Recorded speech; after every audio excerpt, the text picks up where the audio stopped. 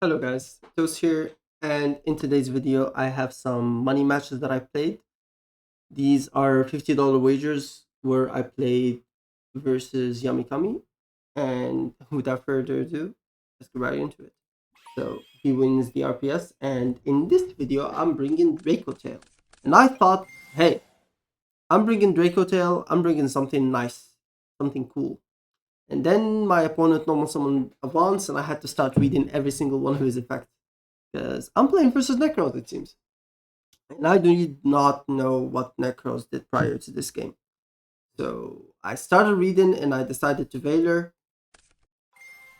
He had the Trishula to prevent that. And yeah, now he gets Amelia. I go Sober that because I didn't know what variant he was on. Maybe he was like on a Ryziel variant. So if it was on Ryziel variant, I hold the Ogre, but maybe he just goes King of the Swamp, right? And add another ritual that he needed, and now he has spell ritual. So I didn't like want to take chances, and since he already normal summon, I just goes over that. And if he had like a Rydiel extender, then I was not winning with one Ghost Ogre regardless, right? He goes Bryonak to add. Yeah, Shrit. And now he goes Aryad Barrier. Tribute Shrit to send Divine Mirror. And now he goes Shurt effect to add. Adds Brio. For follow-up, I would assume, and then he banishes both, adds Divine Mirror. And then he goes for Nekroz Cycle. This can be used as entire material. He goes for Ayat Barrier. He goes Advance, once per dual effect to add back. So far, like, I don't have interruptions, so I'm not really thinking about what my turn a lot. I just don't know what he's ending on. I read this. This is like an Omni Negate, right? And I know that he adds Divine Mirror, which is for Trishula.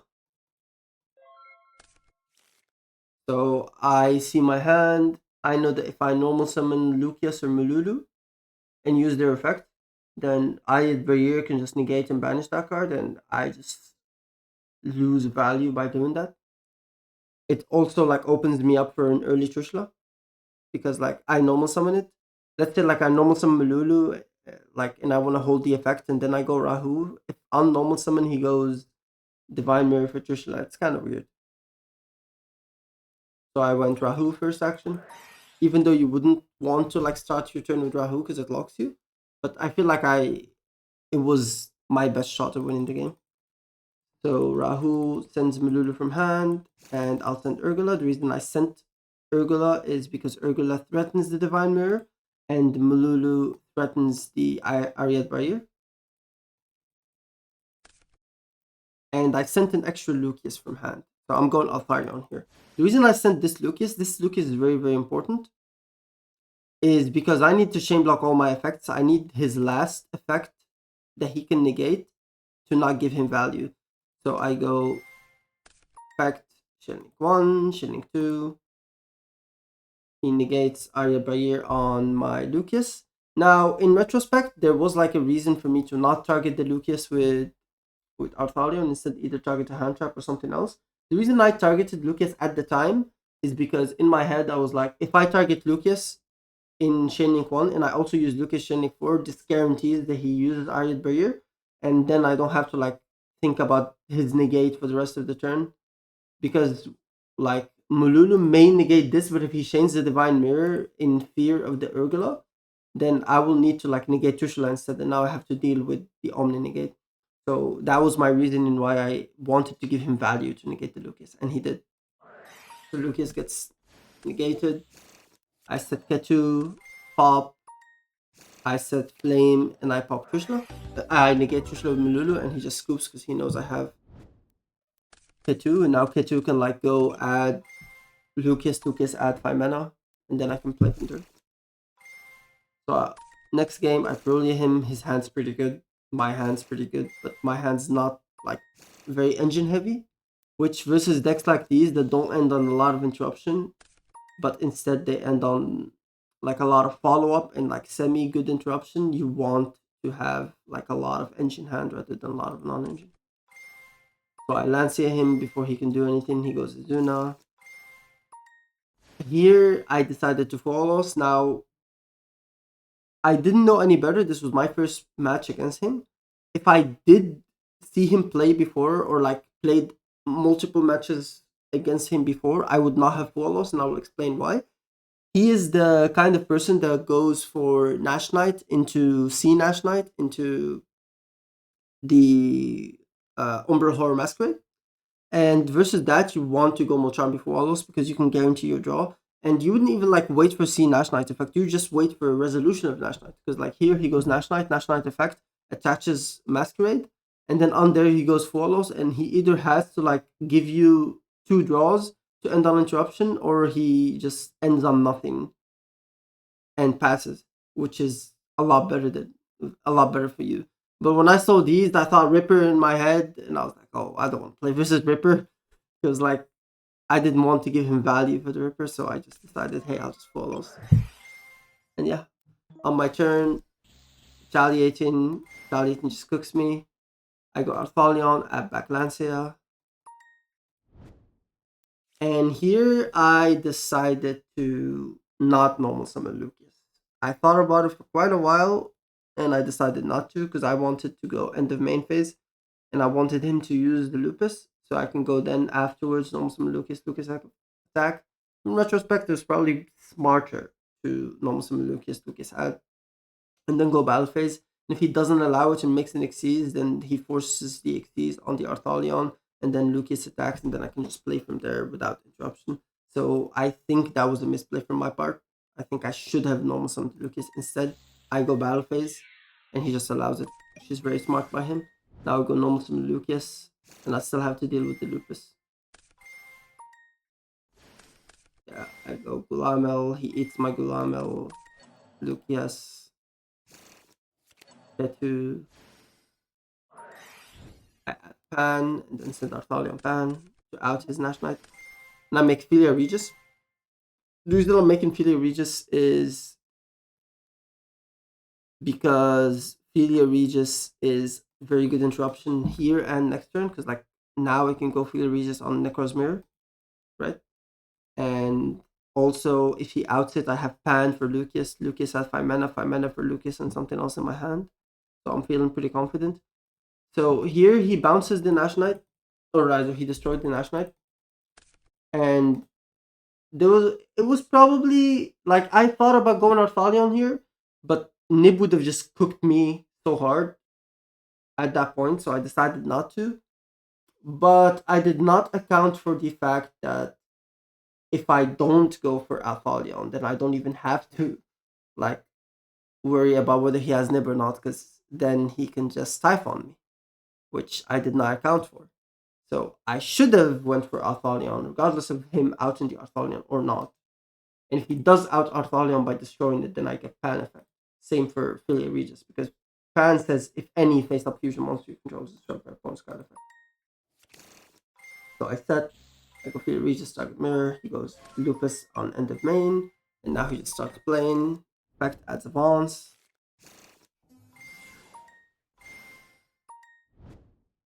Goes for Nekroz of Sophia. And now he just goes Typhon, doesn't even let me go for Flame, which is correct by him, and doesn't trigger Gulamel or Arthalion.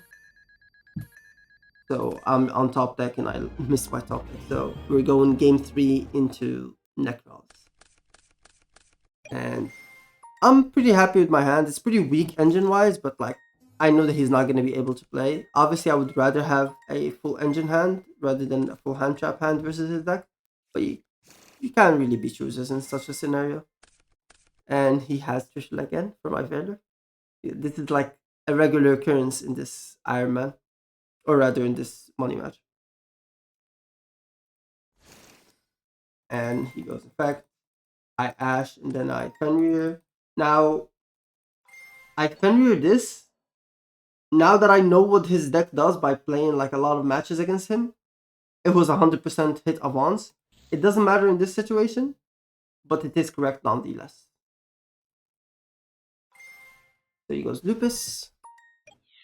Lupus hits over Lucas. He goes this into Artemis, into SP. He banishes Lucas because he knows I have another Fenrir, but in retrospect, probably still banish the Fenrir, honestly. I draw Cartesia, which does nothing. I didn't want to like normal summon Cartesia. Attack, and then he normal summons something, attacks over Cartesia, and then I draw like a DracoTail name, and all of a sudden I can't play, so I decided to keep it in hand. And now I have like Lucius Cartesia, and it's either normal Lucius or normal Cartesia to play. And I thought about it. Both of them lose to Imperm, both of them lose to Veiler. However, Lucius loses to Ash as well. While Cartesia, although it does lose to Imperm and Veiler, it does not lose to Ash, and it does still do interruption on his turn. Right? So I go normal summon Cartesia effect, he goes like Imperm or Veiler or whatever. I attack, and then on his turn, whenever he wants to play, I go Cartesia, fuse Lucius and Fenrir, and that gives me like an Arthalion for 2, which adds back Ash as well. So I thought that Cartesia was just stronger. I go normal summon Cartesia. He does have the Ash. I go Arthalion, and then I add back 2. I add Lucius, and I add Ash Blossom. And now I have like Rahu send, and I just kill him. And that's game. Moving on to the next match.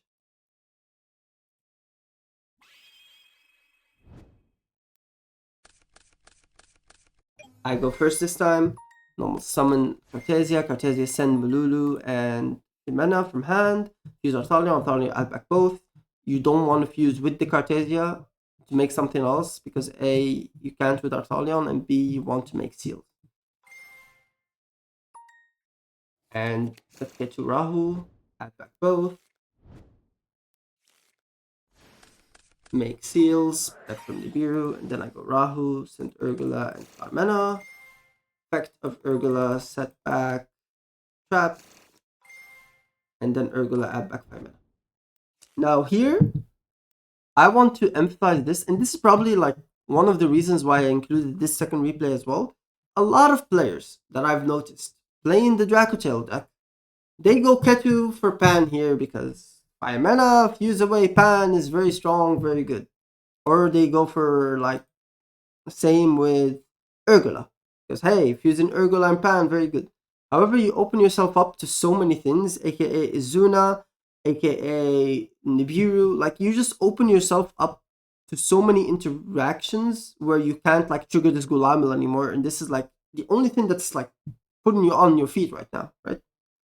So I decided I'm gonna set Flame, and I think that these interruptions, this seal, this Gulamil, this Nibiru, and 5 mana Mululu, plus Horn and Flame, are good enough to beat my opponent. So why would I waste this Ketu? Like, I don't have to use it, or else it goes to the graveyard, right? So I just saved it. Set Flame, attempt to pass. He does have the Nibiru. I go effect. Here I'm trying to like either summon Pan or Mululu, but since I've already used Mululu this turn, it's probably going to be Pan, in my head at least. But could have been either. I could have summoned Mululu for his turn, but I didn't need to like think because he had Ash Blossom. It was Ash, and this is why it was important to keep. I add Lucius, and Lulu for Secretarion Dragon. I love this card. Not only that, but it's also very good versus Nekroz, because Avance and the Priestess that it summons are actually spellcasters. And your opponent cannot activate the effects of summon spellcasters. So if he summons the Priestess, he can't activate the effect to add. So I go Lucius effect, and then I chain Gulamil. Lucius sets something. Set another Ketu for follow-up. And now I go Secretarion Dragon, and that's why I added Lucius, because I wanted an effect that activates that triggers my Gulamil. So now I go Lucius effect. He scoops. I was gonna go Gulamil pop Nibiru, and Lucius adds 5 mana, and I was just doing the same setup minus the seals through Nib Ash, because I kept the Ketu. If I didn't keep the Ketu, I was ending on a Nibiru token. That's why it's so important. You don't have to play greedy when you play a deck like this. And yeah, game 2. This time he's going first. We have Flame. I keep both traps, at least at this point, versus the deck like his. I just keep both traps in. I know some people cut traps. I know some people cut on Ketu Rahu because you don't want to draw them, you want to set them. but I don't have like as much practice on this deck as I do like Yummy or Vanquish Soul K9 or Malice. This is my least played deck, so I'm still like trying things out to figure out what I like the best. So I still don't have like any concrete ideas on what I want to do. I go Perulia in standby. Obviously, always standby. We never drop this in draw phase.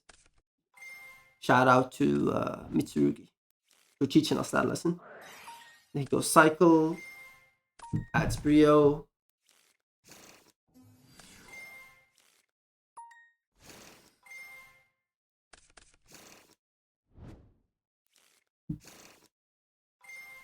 Trying to see what he's ending on, and he just goes for a Nekroz of Sophia line, which is extremely like if I was playing Yummy, I wouldn't have been able to beat this board because Yummy cannot beat Nekroz of Sophia, and then he would kill me on my turn. However, I know that this is a main phase only effect now, so I just normal summon Mululu, activate Rahu, he chains, and then I can just chain Mululu and I just win the game on the spot. Fact.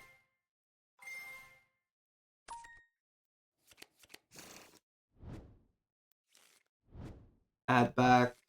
Like, this is the entire point of DracoTail. I'm gonna end the video with this because this game is over, as you guys can see.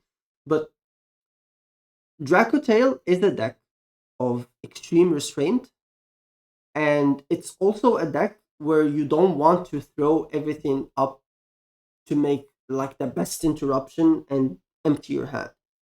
As you guys will notice, I will always try to resolve Arthalion on my turn or on their turn. There is not going to be a single turn where I don't try to resolve Arthalion.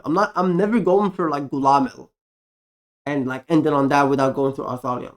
Like, even if I get hit with Fualos, I'm just going Arthalion to add back the cards from my graveyard rather than going Gulamel. Because this deck, the strength of the deck is the fact that you can do the same combo on your turn, on their turn, on your turn, on their turn, and you can keep going. And you can't do that if you're not like recycling your cards. Especially because this deck plays like 20 hand traps. You have to recycle your cards because your top decks are not that good. Like, if you count the Flame, the Pans, the Urgulas, and the 20 hand traps, you don't have like very good odds of drawing a good card in this deck on top deck. So most of your top decks are bad.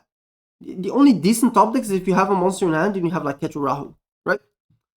But without that, like maybe Lucas, like a Mululu, and these are like 3 of 3 ofs, and that's it.